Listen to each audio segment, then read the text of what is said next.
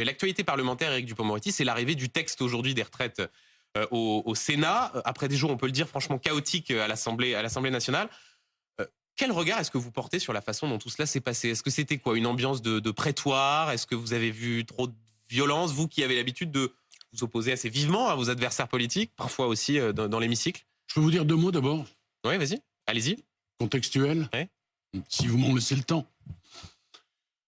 La réforme des retraites, pour moi, c'est une question d'équité et de justice pour les générations qui viennent. Rejeté très massivement par l'opinion. J'entends bien, mais on demande un effort à nos compatriotes, on le sait. Donc les efforts sont rarement acceptés de façon consensuelle. Mmh. Et toutes les réformes qui ont été faites dans les différents pays européens ont suscité naturellement de l'émotion, des attentes légitimes et de la contestation. Bon, au-delà de ça, ce que je veux vous dire, il y a trois solutions. Trois. Où on augmente le temps de travail. Mais je veux quand même vous donner mon sentiment. Mais je suis peu exprimé là-dessus. Vous avez raison, mais ces arguments-là, on les a beaucoup entendus. Moi, ce qui m'intéressait, souffrait dans ma bouche de les réentendre très vite. Oui. Très vite. Où l'on augmente le temps de travail. Où on taxe les entreprises. Et je vous rappelle que les industriels étrangers choisissent la France, qui est aujourd'hui le premier pays. Réindustrialiser, ça veut dire aussi faire baisser le chômage. La troisième solution, c'est de baisser les retraites. Voilà.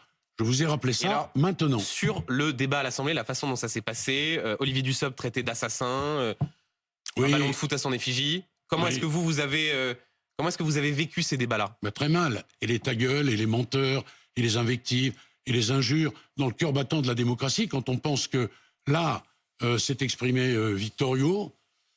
On baisse de niveau, c'est ça? Ah oui, évidemment. L'amendement feuille de salade comparé à Jaurès, comme l'a dit la Première ministre, ça fait mal. Ça fait mal d'abord quand on est un démocrate convaincu. Mais je veux dire quand même, vous voyez, c'est le petit bémol que je veux apporter. Attention à ne pas sombrer à cause de ces comportements. Dans l'antiparlementarisme. Ah oui, dans l'antiparlementarisme, oui, bien sûr. Mais alors, sur ce sujet, Olivier Dussopt, votre collègue ministre du Travail, a dit dans les colonnes du Monde ce week-end que Marine Le Pen avait été dans cette séquence plus républicaine que la France insoumise. Vous, le contempteur du RN, ça a dû vous exaspérer, cette prise de parole. Elle est plus républicaine que la France insoumise, Marine Le Pen? Vous savez, ils ont décidé de mettre une cravate, de ne pas dire un mot plus haut que l'autre. Ils n'y parviennent pas toujours, d'ailleurs, hein, parce qu'il y a eu un des députés RN qui a été sanctionné à raison des propos racistes qu'il avait tenus. Grégoire de Fournas, c'était pas pour des propos racistes. Ils se tiennent bien. Ils ont compris que les excès de LFI leur profitaient. Mais est-ce qu'elle est plus républicaine, Marine Le Pen, que la France insoumise? Non, attendez. Comme d'ailleurs, les excès de Zemmour ont profité à Madame Le Pen. C'est vrai qu'à côté de lui, elle paraissait bien sage, au fond. Voilà. Républicaine, c'est autre chose. En tous les cas, ils respectent le débat et ils savent très bien, en opportunisme, ce que ça peut leur rapporter. Et c'est elle qui va bénéficier de cette séquence, de cette crise. Au fond, c'est ce qu'on entend. Il y a le gouvernement qui est impopulaire, la France insoumise qui fait de l'obstruction et Marine Le Pen qui récolte les fruits de cette colère. Est-ce que ça, vous le craignez? Vous en oubliez un petit morceau. C'est qu'ils n'ont rien proposé. Ils se sont murés dans un digne silence, mais c'est à peu près tout ce qu'ils ont fait. D'ailleurs, dans le système que préconise Madame Le Pen, vous aurez des gens qui seront tenus de travailler jusqu'à l'âge de 67 ans. Oui, avec la durée de cotisation de 42 ans, ce qui reste toujours moins que ce que vous proposez. Ça se discute, et pardonnez-moi de vous dire qu'il n'y a pas eu de débat démocratique de leur part.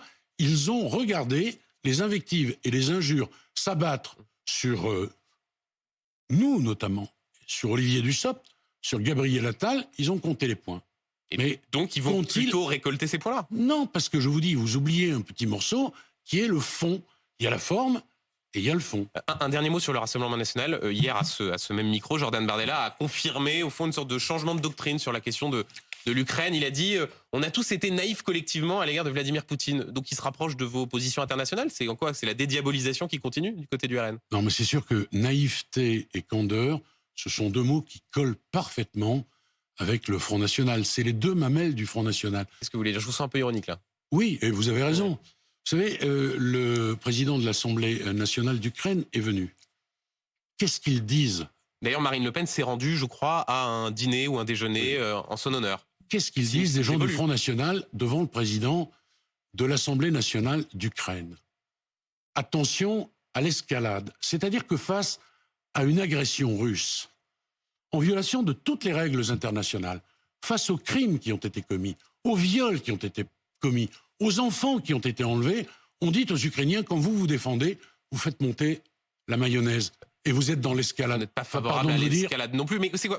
J'essaie de comprendre ce que vous dites. Vous dites, ils sont hypocrites à dire qu'ils sont, tout le monde a été naïf collectivement. Vous pourriez aussi vous satisfaire d'une évolution des positions du Rassemblement national. Vous n'y croyez pas? Monsieur Duhamel, la sagesse populiste, ça n'existe pas. Mais la sagesse populaire, en revanche, ça existe.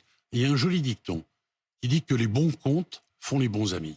Je rappelle que le Front National doit de l'argent, et beaucoup d'argent, c'est des millions d'euros, à ces banquiers qui sont les amis de M. Poutine. Je rappelle sur le plan international qu'ils ne se sont jamais offusqués quand la Hongrie donne des petits coups de canif dans l'état de droit. Je rappelle que les migrants massés à la frontière polonaise, ça fait dire à M. Odoul qu'ils peuvent crever de froid. Donc vous ne croyez pas à ce virage? D'un petit mot. Mais non, mais bien sûr que non. Est-ce que Marine Le Pen est la favorite pour 2027? C'est ce que pense par exemple Édouard Philippe. Mais moi je pense pas ça du tout. Non. Non. Pas une crainte? Vous savez, le Front National, c'est un tas de recettes magiques. Et à un moment, on doit ouvrir les yeux et se dire que c'est pas comme ça que ça fonctionne. Vous avez essayé, ça ne marche pas très bien. Non, mais dire. Vous avez été candidat au régional, votre combat contre le RN, le RN prospère. Non mais attendez, les régionales sans doute, mais à culpa. Mais je rappelle quand même que le président de la République, c'est Emmanuel Macron. Ça m'a pas échappé. Ça vous a pas échappé. Non. Qu'il a été confronté à Madame Le Pen au deuxième tour, et que je pense pouvoir dire qu'il a une maîtrise de ces sujets, tous confondus, qu'elle n'a pas. Et une toute dernière chose, dans mon périmètre, ils critiquent en permanence la justice. Ils n'ont jamais voté les budgets permettant d'obtenir ces moyens dont je vous parle, de nature à remettre la justice sur les rails. Une toute dernière question qui concerne votre champ ministériel direct, l'actualité parlementaire. Le jeudi à l'Assemblée nationale sera discutée une proposition de loi du groupe Horizon, c'est le parti d'Édouard Philippe, pour mettre en œuvre une peine minimale d'1 an de prison en cas de récidive d'agression sur policiers, élus, figures détentrices de l'autorité publique. C'est autour de ce qu'on appelle les peines planchées. Pourtant, vous n'en voulez pas. Il ne faut pas être plus sévère à l'égard de ceux qui s'en prennent aux figures d'autorité. Là, honnêtement, on ne comprend pas. Pourquoi vous y opposez?